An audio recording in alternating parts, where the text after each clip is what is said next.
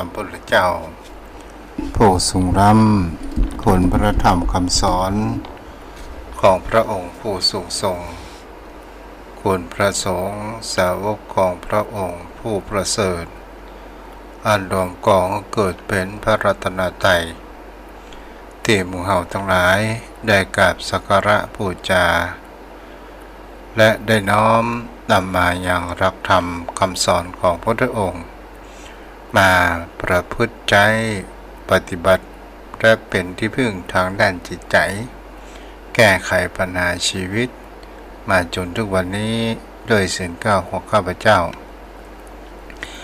และขอถวายความเคารพนอบน้อมไว้สามายังครูบาอาจารย์พระเถรานุเถระพระภิกษุสงฆ์สามเณรพระสังฆาธิการทรงสมณศักดิ์บัณฑิตนักปราชญ์ท่านผู้มีความรู้ทุกรูปทุกหนทุกองค์และขอเจริญสุขสวัสดีไปยังโยมพ่อโยมแม่อันมีพ่อหมอนแม่หมอนพ่ออุ้ยแม่อุ้ยพี่ป้าน้าอาท่านผู้ฟังผู้มีบุญทุกท่านที่ติดตามรับฟังธรรมะยามดึกทางสถานีวิทยุเพื่อการศึกษาพระพุทธศาสนาและวัฒนธรรม 104.5 เมกะเฮิรตซ์ลิงส่งสัญญาณไปถึงอย่างสถานีวิทยุวัดไผ่หินโดยความเมตตาธรรมของท่านอาจารย์พระครูสมุวิศวัตรวรกิจโจผู้อำนวยการสถานีวิทยุที่ได้มอบหมายตัวเก่ากับผมพระครูไพศาลสุตกรเจ้าอาวาสวัดทุ่งปากเกร็ดตำบลหนองหานอำเภอสันทรายจังหวัดเชียงใหม่มาเป็นกู้จำดึกดึกดื่นศรัทธาญาติโยมพ่อโยมแม่บางท่านบางคนก็เอาเสียงแห่งธรรมะเป็นเสียงแห่งกล่อมทำให้เรานั้นมีความสุขใจและมีการรับสบายบางท่านบางคนโยมพ่อโยมแม่ก็คงจะนั่งฟังนอนฟังอยู่ในอิริยาบถอย่างใดก็ตามที่รับฟังอยู่ตนตัวโรคทุกข์ก็ขออนุโมทนาบุญกับโยมพ่อโยมแม่ทุกท่านทุกคนที่ได้เปิดวิทยุรับฟังกันมาทิ้งกันวันนี้เป็นวันสุดท้ายของเดือนพฤษภาคมพุทธศักราช 2566 วันพรุ่งนี้ก็เป็นวันที่1 เดือนมิถุนายนโยมพ่อโยมแม่เราลองสังเกตเห็นได้ว่า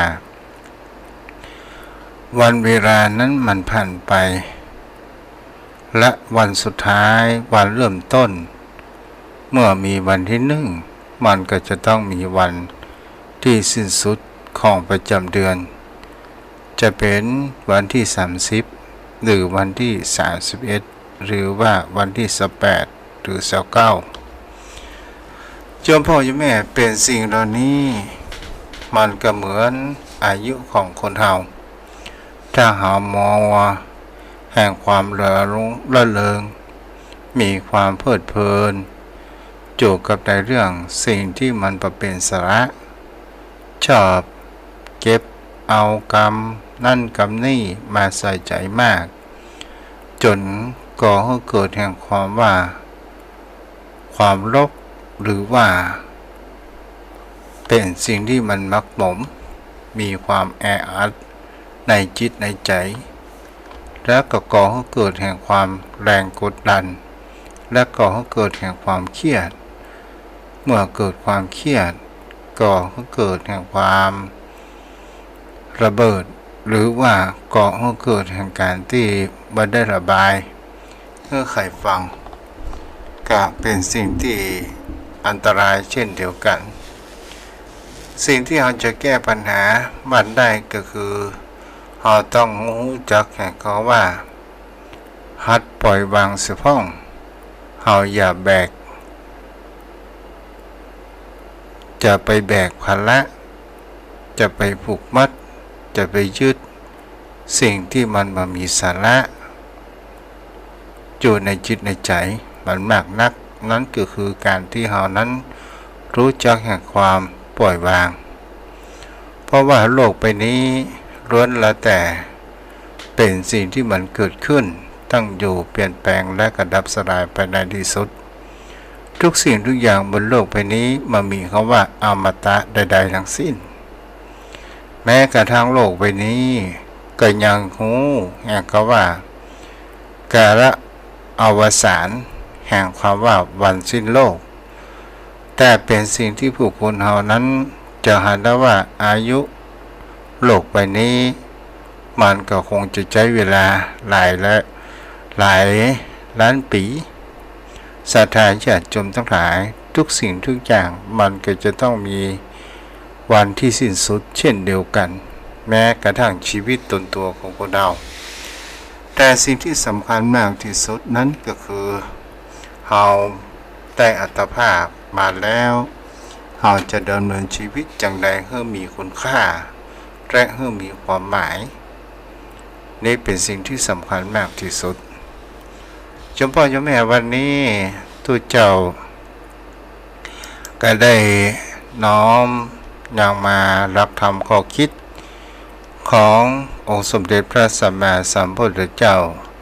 ที่ครูบาอาจารย์ได้อ่านได้ศึกษาอย่างพระไตรปิฎกและก็นำมาถ่ายทอดเขียนและทุกเจ้านั้นก็ได้อ่านแล้วทุกเจ้าก็ต้องทำความเข้าใจในสิ่งเหล่านี้มาถ่ายทอดจากภาษากลางเป็นภาษาเมืองให้โยมพ่อโยมแม่นั้นได้รับฟังกันวันนี้เสนอในเรื่องแห่งคำว่าทำได้ด้วยใจกล้าโยมพ่อโยมแม่เขาบอกกล้าหาญกล้าผจญเจอในสิ่งที่คนเฮานั้นคนที่มีใจกล้าจ้อมทำในสิ่งที่ยากและกระทำในสิ่งที่คนอื่นนั้นทำบ่ค่อยได้ความกล้าหาญก็คือเป็นแห่งความมั่นใจในสิ่งที่ตนตัวนั้นจะกระทำแต่ความกล้าดีกล้าเด่นกล้าในทางที่ถูกต้องมันก็จะมีแห่งคำว่าคุณค่าเกิดขึ้นแต่ถ้าว่าเรามีความกล้าหาญในทางที่บ่เป็นคุณในการกล้าหาญในทางที่ผิดมันก็ย่อมก่อให้เกิดแห่งความเสียหายอันตรายแห่งชีวิตคนเฮานั้นเกิดขึ้นได้เจ้าพ่อเจ้าแม่เฮาก็ลองมาตึกตองพอหรือวิธีชีวิตของผู้คนเฮาเจ้าพ่อเจ้าแม่ส่วนใหญ่นั้นคนเฮาจะกล้าในสิ่งที่ในทางด้านที่ผิดอยู่หลายสิ่งหลายอย่างเกิดขึ้นกล้าที่จะร่วงละเมิดศีลกล้าที่จะฉ้อโกงทุจริตโกงบ้านโกงเมืองต่างๆนานาสิ่งเหล่านี้นั้นก็คือเป็นความกล้าถ้าแห่งประการเรื่องกล้าในทางที่ผิดกล้าที่จะด่าพ่อด่าแม่กล้าที่จะตีพ่อตีแม่กล้าที่จะฆ่าพ่อฆ่าแม่นี่ก็คือความกล้าในทางที่ผิดถ้าเป็นวัยรุ่นกล้าที่จะมีแห่งคำว่าขับรถขี่รถเครื่องเปิ้นบอกว่าจะไปขี่เวเดอร์เขาก็บ่ฟังเขาก็จะต้องเอาเร็วเขาว่าและเขาก็โม้ว่าโลกตั้งหน้าอันอย่างมันจะเกิดขึ้นบางครั้งบางคราวเกิดอุบัติเหตุสแลบโจรบางรายก็รอดชีวิตบางรายนั้นเกิดถึงบ่รอดชีวิตถึงความตายนั้นก็มีอันนี้ก็คือความกล้าในทางที่ผิดศรัทธาญาติโยมทั้งหลายถ้าเรากล้า ในทางที่ถูกต้องกล้าที่เราจะเอาชนะจิตใจตัวของเราเองความกล้าเป็นสิ่งที่ก่อให้เกิดแห่งความบางครั้งเรากล้าที่เราจะเอากล้าในการกระทำในทางที่ถูกต้องประกอบอาชีพแห่งความสุจริตความกล้าบางครั้งบางคราวก็เป็นสิ่งที่อยู่กับบุคคลที่กล้ากระทำแล้วเกิดปัญหาอุปสรรคต่างๆนานามันก็ก่อให้เกิดแห่งความท้อถอยและความกล้าบางประการกล้าหาญในการที่กระทำลองทำผิดทำถูกเก็บความผิดพลาดมาเป็นครูสอนแล้วตั้งสติแล้วก็ลุกขึ้นใหม่ฟันฝ่าอุปสรรคปัญหามันก็จะมีความสำเร็จนั้นเกิดขึ้นแต่ถ้าว่าเฮากล้าในสิ่งที่มันเป็นกุศลอย่างเช่นเฮากล้าเฮายอมถวายชีวิตเพื่อเป็นพุทธบูชาสิ่งเหล่านี้ศรัทธาญาติโยมทั้งหลายความกล้าแห่งประการหนึ่งเป็นสิ่งที่บุคคลเฮานั้นทำได้ยากกล้าที่เฮาจะตายแทนแรกชีวิตกล้าที่เฮาจะเปิดห้องว่ายอมสละชีวิตของตัวเองเพื่อผู้อื่นนั้นได้สิ่งเหล่านี้ความกล้าทางด้านนี้นั้นเป็นสิ่งที่หาได้ยากและเป็นสิ่งที่มีน้อยคนที่จะกระทำได้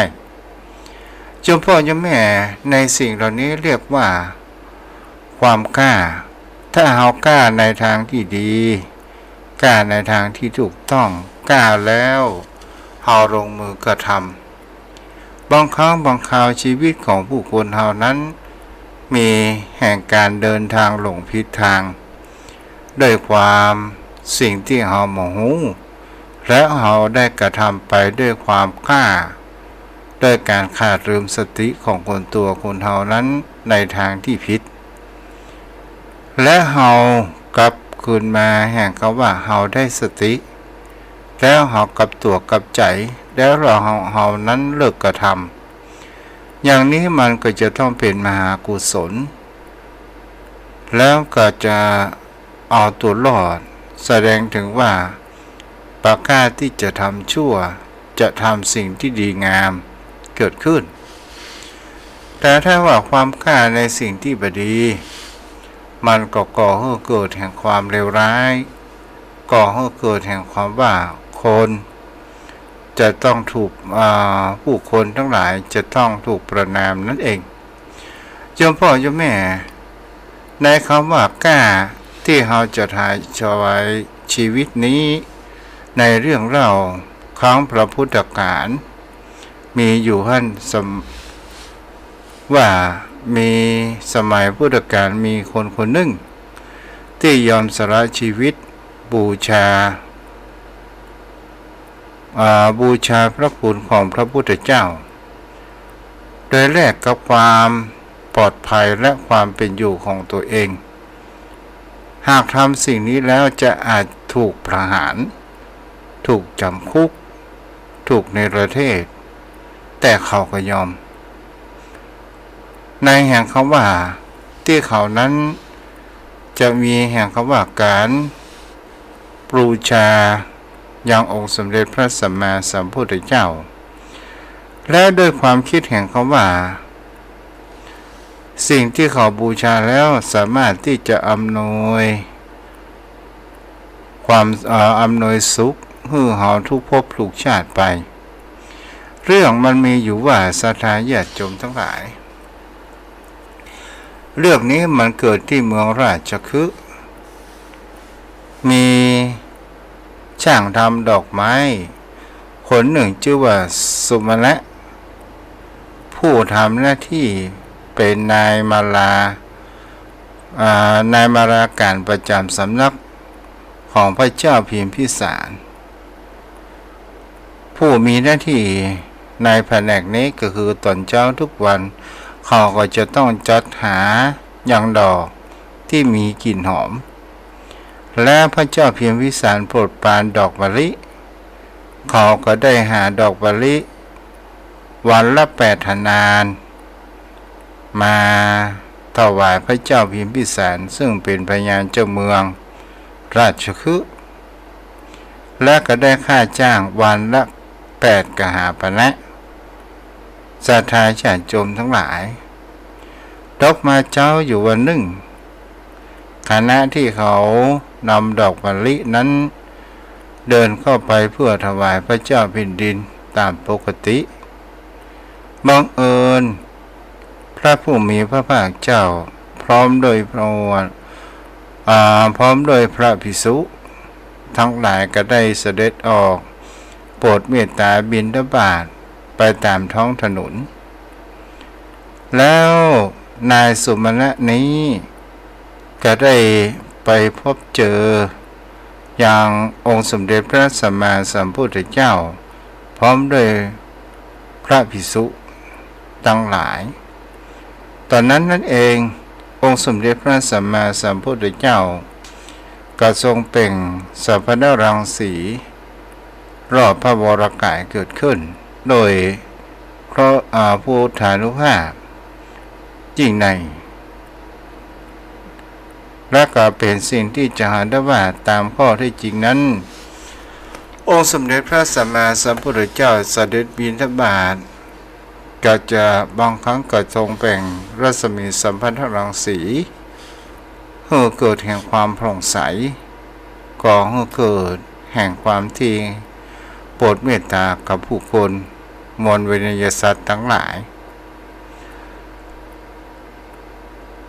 เป็นสิ่งที่พระองค์นั้น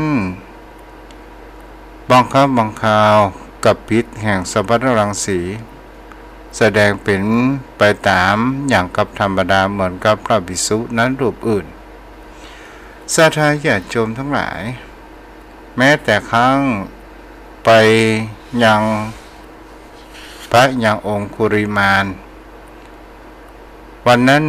พระพุทธองค์ก็ได้เปล่งสัพพะรังสีในเมืองราชคฤห์เช่นเดียวกันแล้วในบรากาศนายสุมาณะนี้ก็หันพระสัมมาสัมพุทธเจ้ามีบุริเปิดห้องว่ามหาปุริสลักขณะก็คือมีความงดงามมีพระสิริอนุพยัญชนะ80 ประการได้หารประการเช่นนั้นก็เกิดแห่งความมีจิตใจเลื่อมใสและก็ได้มีความคิดว่าเราจะบูชาพระพุทธองค์นั้นด้วยอย่างดี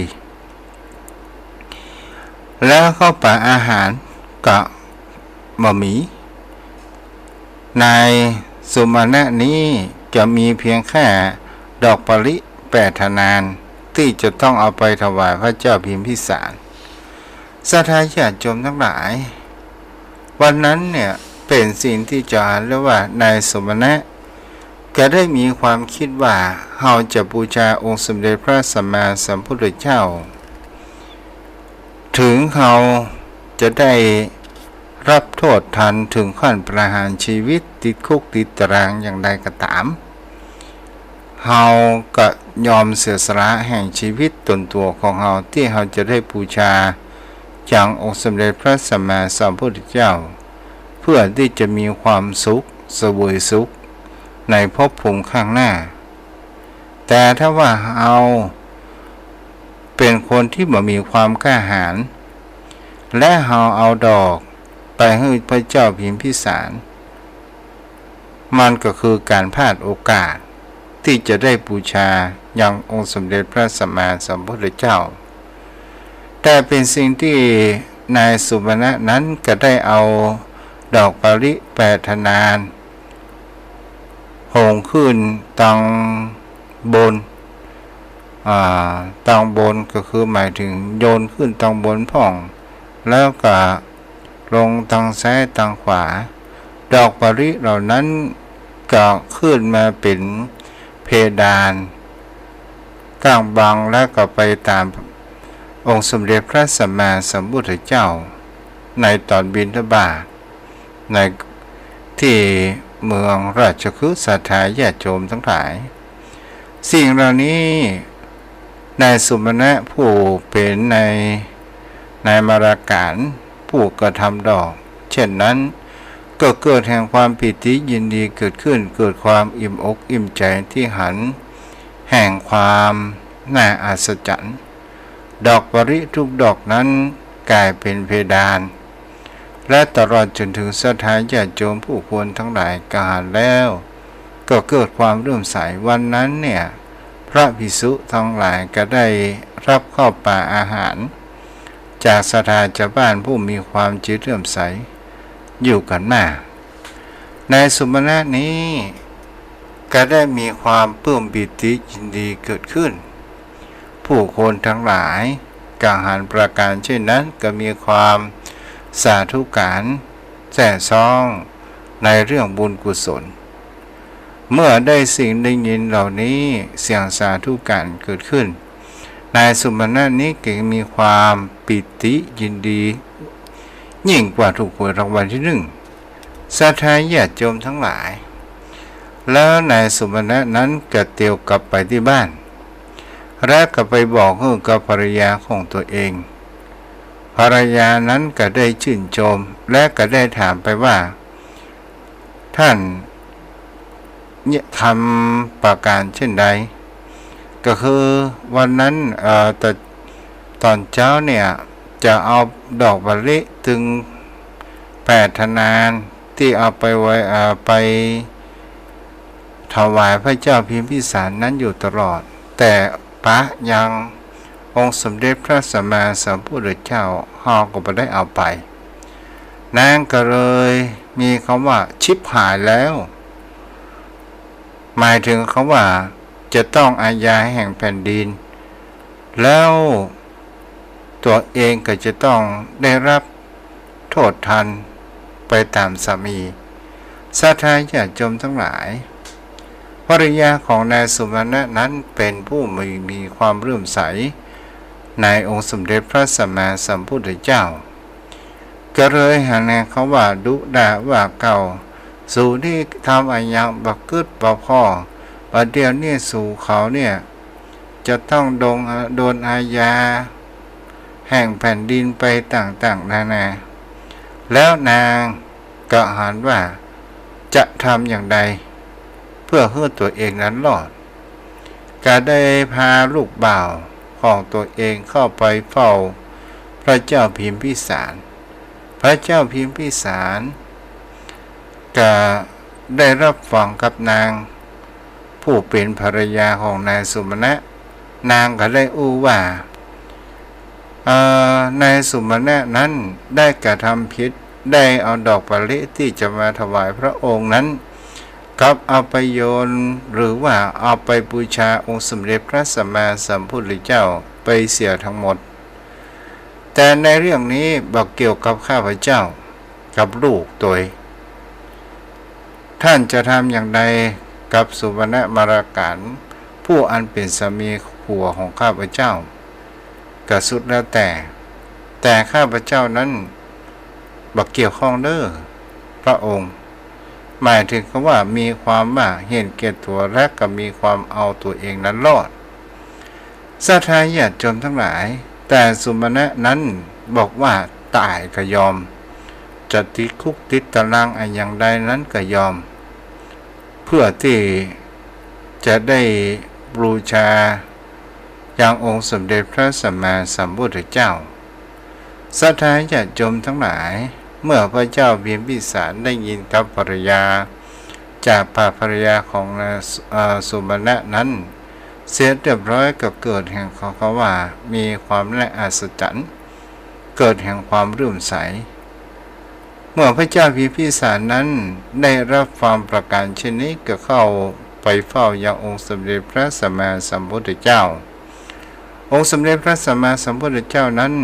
ก็ได้ตรัสบอกว่าเป็นเรื่องแห่งความจริงเกิดขึ้นศรัทธาญาติโยมทั้งหลายพระเจ้าพิมพิสารนั้นก็ได้สาธุการอนุโมทนา ใน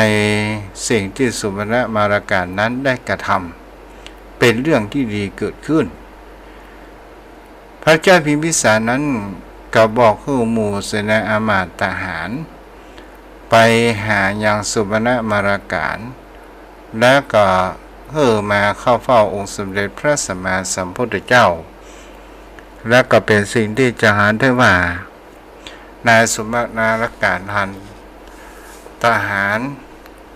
มาแล้วก็คงมีความคิดในใจว่าจะต้องโดนประหารต้องโดนติดคุกติดตารางกันแน่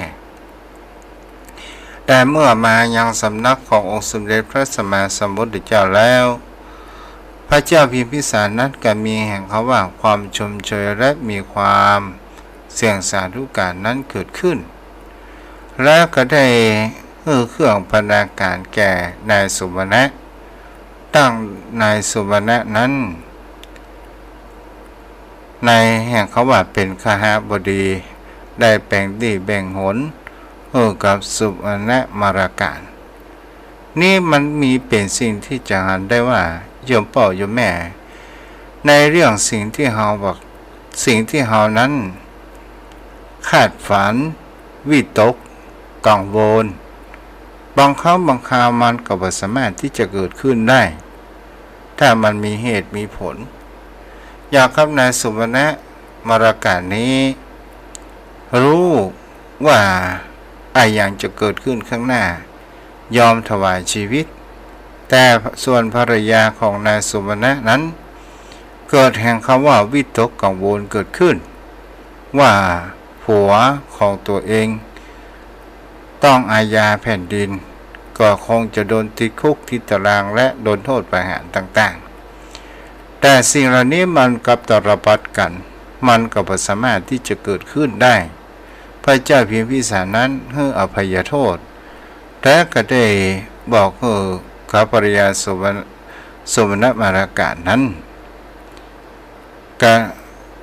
เป็นสิ่งที่เปิดห้องว่าก็บ่ได้ลงโทษอย่างใดๆทั้งสิ้นนี่แหละศรัทธาญาติโยมทั้งหลายในเรื่องบางสิ่งบางอย่างถ้าเรามีความคาดคิด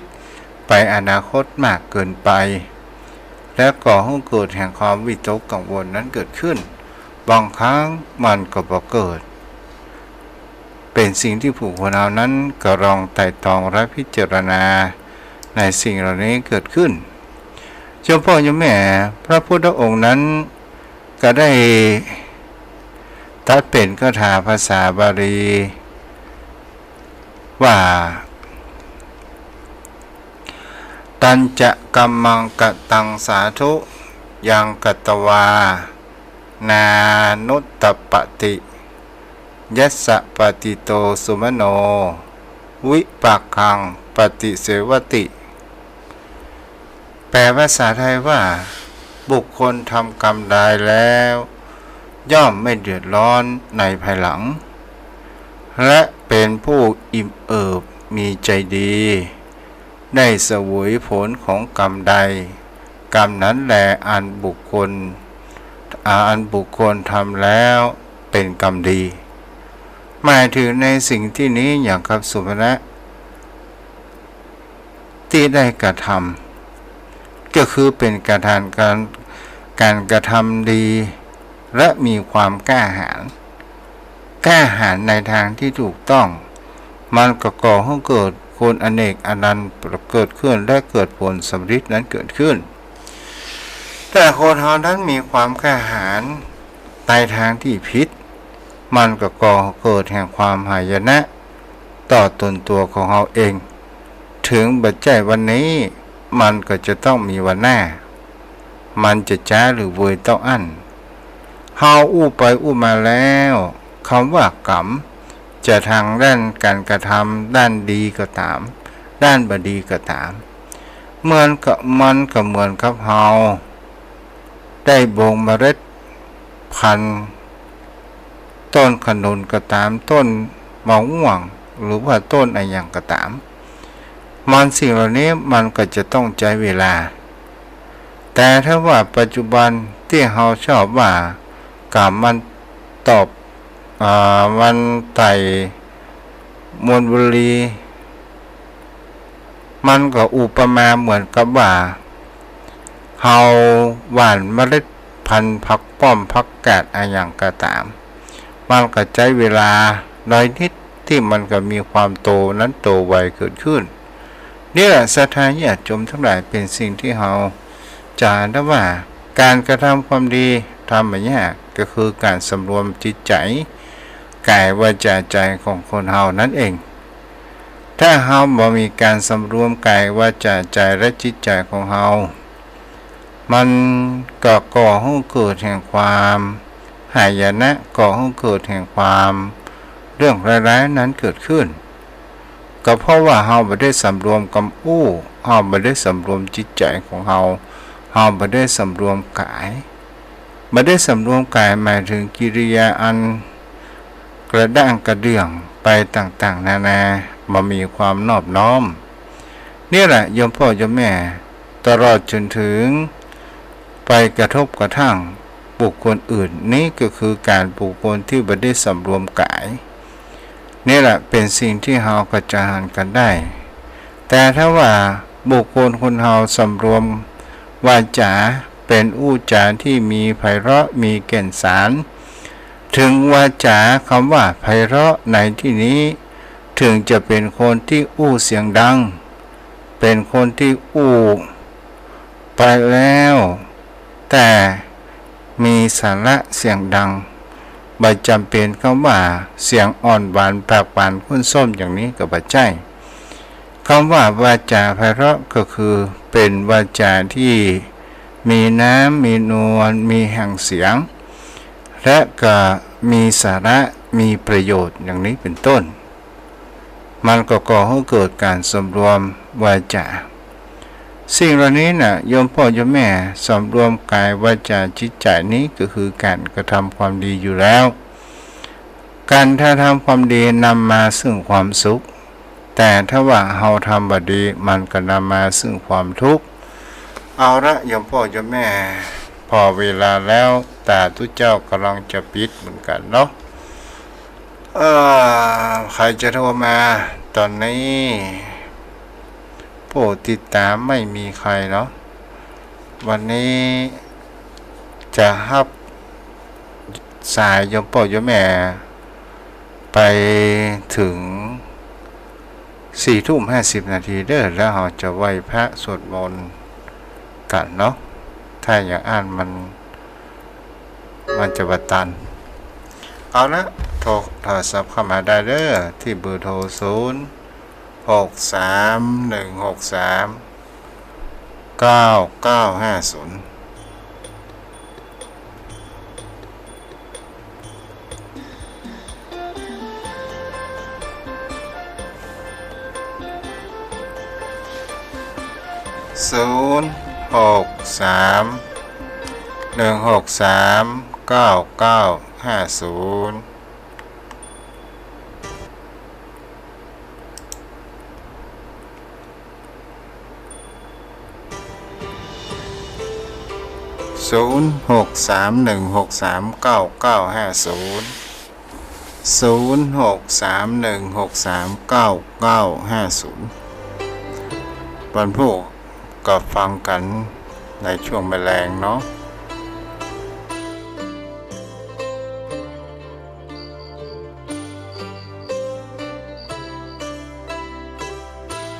เจริญพรดีค่ะอาจารย์ยังร้อนอยู่เลยบอกว่าตาจะปิดได้ยังไงนะคะ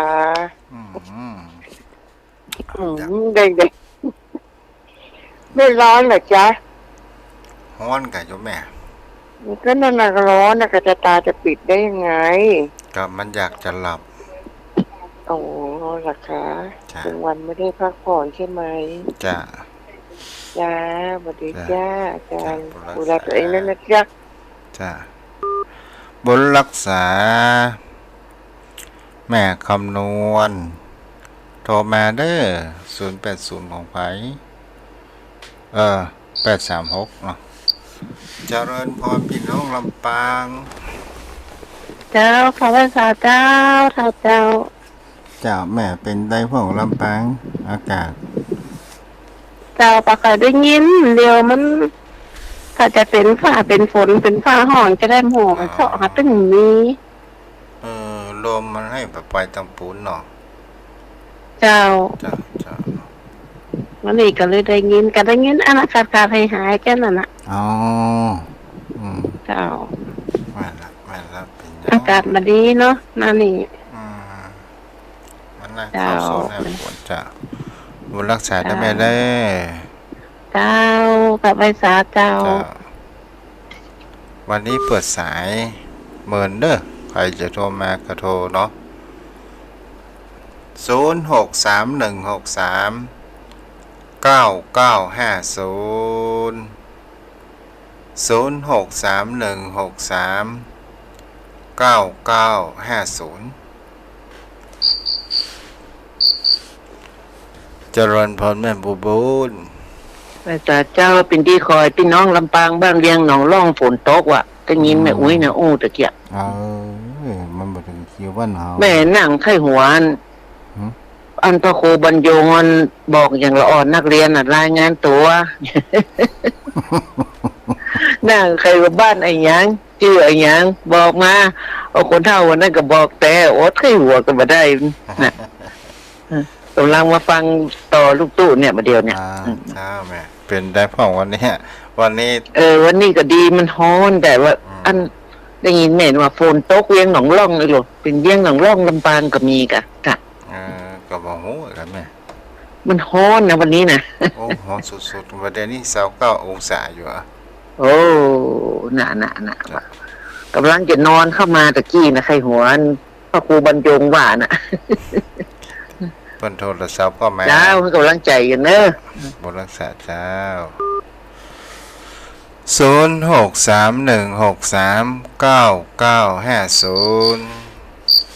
เจริญพรแม่ติมอุโมงค์เจ้าท่านพระครูเมื่อเราไม่ได้ฟังท่านรับเฝ้าตลอดอ่ะเป็นยังแม่นก็นอนรับฟังดีมันออกดึกไปหน่อยจ้ะเป็นกูเมื่อวันก็เงียบกาน้ำอ่อนเนาะสบายดีกับเจ้าสบายดีเหมือนลูกเจ้าได้แม่เอ้ยจ้าแม่สบายดีเนาะเจ้าสบายดีเจ้าได้ฟังท่าน70,000จ้ามีโอกาสกับฟังแม่จ้าบุรักษาแม่อ้อยติดตามรับฟังอยู่0631639950แม่อ้อยฝากคำถามกับปนันสยันว่ามีคนไปหนวดถึงว่าเรื่องมนุษย์ต่างดาวคนเฒ่าบ่กล้าออกจากบ้านจากจองกลัวมนุษย์ต่างดาว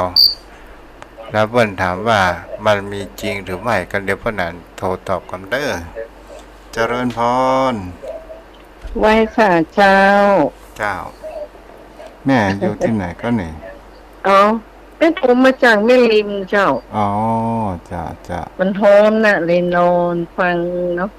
เจ้านอนมารับเหมือนกันนะเจ้าก็เพื่อกำลังใจนะเจ้าฟังแล้วเย็นก่อนแม่มันโหนอวมอ่ะเจ้าแม่ล่ะใบไม้ปกตินะโอ้โหอวมขนาดเลยอ่ะกันเดียวกลัวลมเหมือนกันเจ้าทนบ่กลัวนะเจ้ากลัวลมนะเจ้าสิกำลังใจนะเจ้าบุรักษาได้แม่ได้เจ้าไว้ตาเจ้า0631639950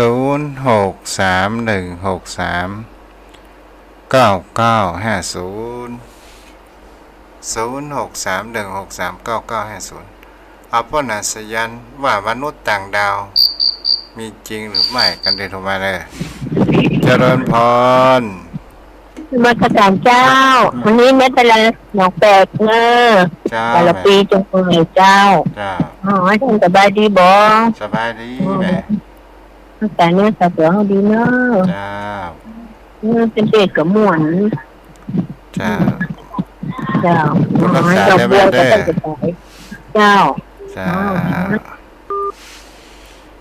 ผู้นานสัญญาณมาได้เด้อ0631639950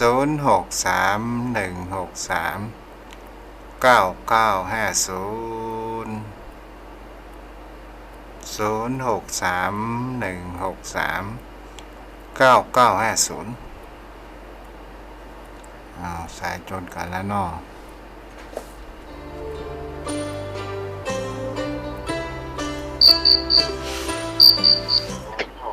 ผู้นานเจริญพรครับ ขอกราบแต่ไปรายการในเมตตาธรรมท่านพระคุณเจ้าด้วยคำเคารพอย่างสูงยิ่งครับท่านพระคุณเจ้าในเรื่องจานบินแล้วก็เรื่องมนุษย์ต่างดาวมันก็ได้ยินมาตั้งแต่ละอ่อนแล้วนะแต่นักวิทยาศาสตร์เพิ่นก็บ่ทิ้งประเด็นนะท่านพระคุณเจ้าเพิ่นถึงแม้ว่ามันยังพิสูจน์บ่ได้แต่น่ะ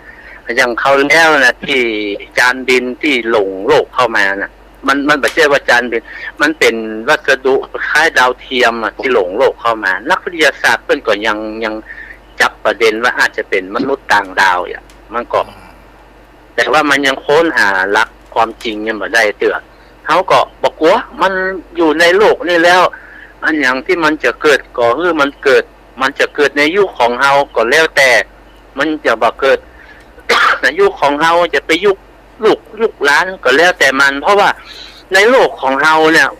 พระพุทธเจ้ามันเหมือนโลกจักรวาลน่ะมันจะกว้างใหญ่ไพศาลมนุษย์ที่เฮาอาศัยเนี่ยมันเท่าที่เฮารู้ถึงวันนี้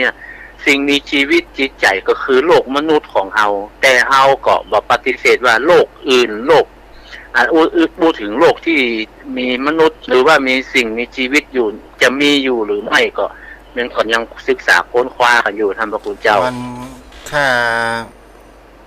พระพุทธองค์ก็บอกว่าเป็นอจินไตยเนาะคิดแล้วจะเป็นบ้าเนาะแม่นมันเป็นจะอ่านแต่ท่านพระคุณเจ้าแล้วเฮาก็บ่คิดถ้าเฮาคิดแบบวิทยาศาสตร์เฮาก็พอดาวดวงอื่นนี่มันก็เหมือนกับว่าเฮาโลกเฮาก็เป็นดาวดวงหนึ่งเฮาลองพอดาวอังคารดาวอย่างพระจันทร์อย่างเนี่ยมันก็คงจะมีเป็นสิ่งที่มีชีวิตมาก่อนหน้าแล้วทีนี้มันก็คงจะเหมือนกับว่าหมดอายุการของมันนะเนาะครับมันก็คงเป็นอย่างนี้ที่เปิ้นขี่เอาโลกขึ้นโลกพระจันทร์แล้วเปิ้นมองในโลกมนุษย์เปิ้นก็เอาหันโลกมนุษย์เฮามีความสดใสเหมือนดาวดวงหนึ่งเหมือนกันท่านพระคุณเจ้าเนาะมันก็คงบ่แตกต่างกันนะแต่ว่าโลกที่มีสิ่งมีชีวิตอยู่นี่ก็โลกมนุษย์ของเฮานะครับจ้ะแม่นอันนี้มันเป็นอจินไตยเด้อสถานญาติโยมถ้าคิดไปมามีคำตอบถ้าอย่างกับวิทยาศาสตร์มันก็จะต้องใจแห่งเขาว่ามองดูได้สัมผัสได้อย่างได้มันก็มีในคำสอนของพระพุทธเจ้าเช่นเดียวกันก่อนที่เขาจะเชื่ออย่างต้องพิสูจน์พระพุทธเจ้าท่านเปิ้นก็คงมีปัญญาแต่ว่าเปิ้นบ่เจาะจงบอกไปเลยเพราะว่า1มันจะเสียเวลาในการพิสูจน์เพราะว่ามันจะมีปัญหาคำถามอยู่เปิ้นก็เลยบ่ต้องเฮาคิดกับปัจจุบันนี้คืออดีตมันพ้นไปแล้วมันก็บ่สามารถแก้ไขได้อนาคตมันยังมาบ่ถึงเตื้อเพิ่นก็บอกเอาปัจจุบันเป็นที่ตั้งเพิ่นถ้าจะให้เฮาคิดไปเรื่องอื่นน่ะแม้แต่โลกหน้าเพิ่นก็บ่ได้พยากรณ์โลกนี้โลกหน้ามีโลกนี้มีโลกหน้ามีตายแล้วไปไหนโลกนี้เที่ยงโลกนี้ไม่เที่ยงเพิ่นก็บ่พยากรณ์ไว้เพราะว่ามันเป็นเรื่องที่อจินไตยอย่างท่านพระคุณเจ้าว่านะไม่คิดไปแล้วมันบ่เกิดประโยชน์คือเอาปัจจุบันคือดีที่สุดเนี่ยท่านพระคุณเจ้าถูกต้องแล้วครับผมยังเจอโลกแบบเจอโลกมีแต่เฮาบ่หันแต่เฮาแต่เพิ่นก็ว่ามีแต่เฮาบ่หันเพราะว่ามันบ่สามารถมองหันด้วยตาเปล่าถ้าเฮาเถียงกับไปเถอะดับปิ้งเจ้านะครับไวสาครับมันไปอย่างมันดับปิ้งอย่างพวกนั้นมันดับแล้วออกน่ะมันดับครับผมครับครับไวสาครับเจ้ายังมีเวลาแหม4 นาทีเนาะ 0631639950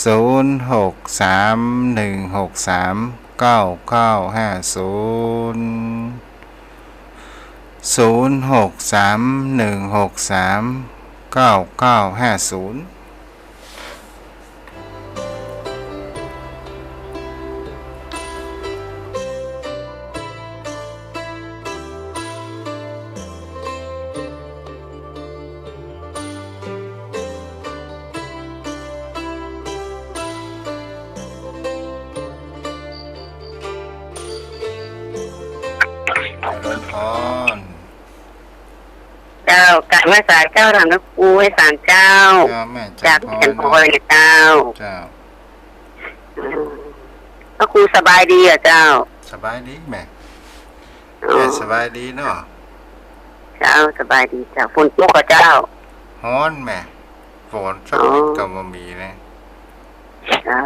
าที่บ้านก็มืดเหมือนกันนะเจ้าแต่มันมาตกเนาะเป็นกำลังใจพระครูนะเจ้าบุญรักษาได้แม่ได้เจ้ากาวัสาเจ้า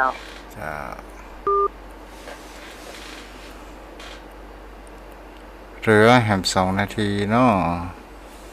0631639950ป้อนผู้เมื่อแรง5 โมงมาแรงจนถึง6 โมงเอากลับมาฟังกันใหม่เนาะแม่ออยบอกว่าขอบคุณหลายๆเด้อพ่อหนานที่ตอบคำถามเนาะ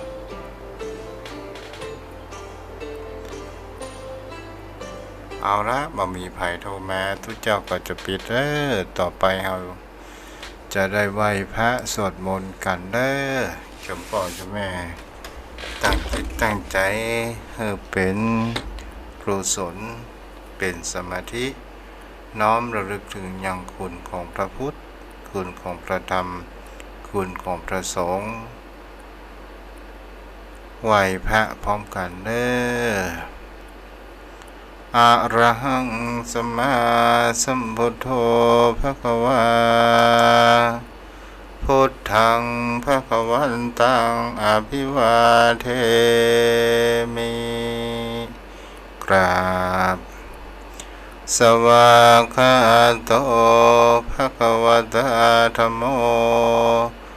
ธัมมังนัมสสามิกราบสุปฏิปันโนภควโต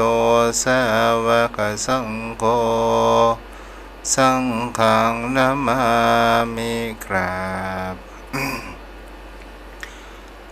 หันธรรมยังพุทธัสสะภะคะวะโตปุพพะนะมะกะรังกะโลมาเสนะโมตัสสะภะคะวะโตอะระหะโตสัมมาสัมพุทธัสสะนะโมตัสสะภะคะวะโตอะระหะโตสัมมาสัมพุทธัสสะนะโมตัสสะภะคะวะโตอะระหะโตสัมมาสัมพุทธัสสะนำระลึกถึงยังคุณขององค์คุณของพระพุทธเด้ออิติปิโสภะคะวะสุเจระปะเอามาเลยโยมพ่อโยมแม่อิติปิโสภะคะวะอะระหังสัมมาสัมพุทโธวิชาจารณะสัมปันโนสุขโตโลกวิทูอานุตตโรปุริสธรรมสารติสันทาเทวมนุษย์สนังพุทโธภวันติกายเยนะวาจายวเจตสาวาพุทเทกุกัมมังปะกตังมะยายังพุทโธปฏิคันหันโตอาชยันตังการันตเรสวริตุงวะพุทเท ต่อไปน้อมถึงยังคุณของพระธรรมคำสอนของพระพุทธเจ้าเด้อสวากขาโตภะคะวะตาธัมโมสันเทริโกอาการิโกเอหิปัสสิโกโอปนัยยิโกปัจจตังเวทิตาภเวนโยหิติกายเยนะวาจายวเจตสาวาธัมเมกุกัมมังปะกะตังมะยายังธัมโมปฏิคันหันตุอัญชยันตังการันตะเลสาวริตุวะธัมเมต่อไปน้อมระลึกถึงอย่างคุณพระสงฆ์สาวกขององค์สมเด็จพระสัมมาสัมพุทธเจ้าสุปฏิปันโนภะคะวะโตสาวกสังโฆโอยโชปฏิปันโนภะคะวะโตสาวกสังโฆยายะปฏิปันโนภะคะวะโตสาวกสังโฆสามีจิปฏิปันโนภะคะวะโตสาวกสังโฆ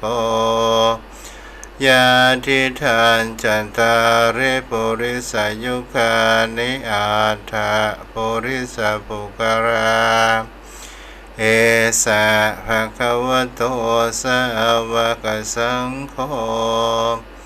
อาหุนายโยปาหุนายโยทักขินายโยอัญชเรการณิโยอนุตตรังปุญญเขตังโลกัสสะติกายเยนะวจายวเจตสาวาสังฆกุกัมมังปะกะตังมะยายังสังโฆปฏิคันหันตุอัญชยันตังการันตะเรสาวริตุงวสังเคต่อไปกล่าวคำแผ่เมตตาว่าตามเด้อเอทังเมมาตาปิตุนังโหนโตสุกิตาโหนโตมาตาปิตโรขอส่วนบุญนี้จงสำเร็จแก่บรรดาบิดาของข้าพเจ้าขอให้บรรดาบิดาของข้าพเจ้าจงมีความสุขอิทังเมยาตินังโหนโตสุกิตาโหนโตยาตโยขอส่วนบุญนี้จงสำเร็จแก่ญาติทั้งหลายของข้าพเจ้าขอให้ญาติทั้งหลายของข้าพเจ้าจงมีความสุขอิทัมเมคาโลอุปัชฌายาจาริยานังโหนโตสุกิตาโหนโตคาโรอุปัชฌาจาริเยขอส่วนบุญนี้จงสำเร็จแก่ครูอุปัชฌาย์อาจารย์ทั้งหลายขอให้ครูอุปัชฌาย์อาจารย์ทั้งหลายจงมีความสุขอิทังเท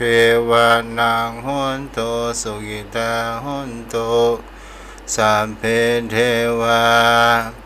ขอส่วนบุญนี้จงสำเร็จแก่เทวดาทั้งหลายขอให้เทวดาทั้งหลายจงมีความสุขอิทังเปตานังโหนโตสุกิตาโหนโตสัพเพเปตาขอส่วนบุญนี้จงสำเร็จแก่เป็นทั้งหลายขอให้เป็นทั้งหลายจงมีความสุขอิทังสัพพะ อิทังสัพพะเวเรนังโหนโตสุขิตาโหนโตสัพเพเวเรขอส่วนบุญนี้จงสำเร็จแก่เจ้ากรรมนายเวรทั้งหลายขอให้เจ้ากรรมนายเวรทั้งหลายจงมีความสุขอิทังสัพพะสัตตานังโหนโตสุขิตาโหนโตสัพเพปิสัตตาขอส่วนบุญนี้จงสำเร็จแก่สัตว์ทั้งหลายขอให้สัตว์ทั้งหลายจงมีความสุขตอนรับฝันดีเด้ออายุวโนสุขังพลัง